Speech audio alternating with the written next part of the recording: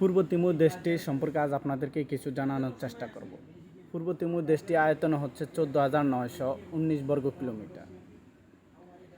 পূর্ব তিমুরের জনসংখ্যা হচ্ছে 13,87,000 সামথিং। পূর্ব তিমুর দেশটি 14টি ডিস্ট্রিক্টে বিভক্ত করা হয়েছে এবং এই দেশের প্রধান ধর্মই হচ্ছে খ্রিস্টান এবং এই দেশে 0.8% হচ্ছে মুসলিম এবং 0.2% হচ্ছে হিন্দু। এই দেশে মুসলমানদের একটি জাতীয় মসজিদ রয়েছে, এছাড়া ওরকম আর কোনো মসজিদ পাওয়া যায় না। সাধারণত তাদের এই দেশে কোনো খাদ্য উৎপাদন বা কোনো কারখানা এখনও তৈরি হয়নি। এদের যত খাদ্য দ্রব্য বা ইত্যাদি পণ্যগুলো তারা বাহির থেকে বিভিন্ন দেশ থেকে ইম্পোর্ট করে থাকে।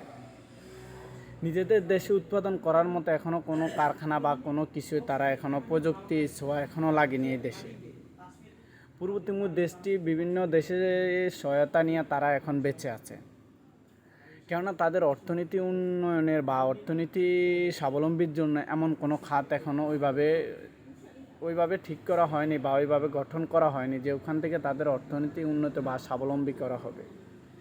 বিভিন্ন সংস্থা থেকে তারা সহায়তা নিয়ে চলাফেরা করে থাকে। মূলত এটা একটি খ্রিস্টানপন্থী এবং মিশনারি দেশ, যে আমেরিকা তার বিভিন্ন ট্রাস্টের মাধ্যমে তাদেরকে সহায়তা করে থাকে।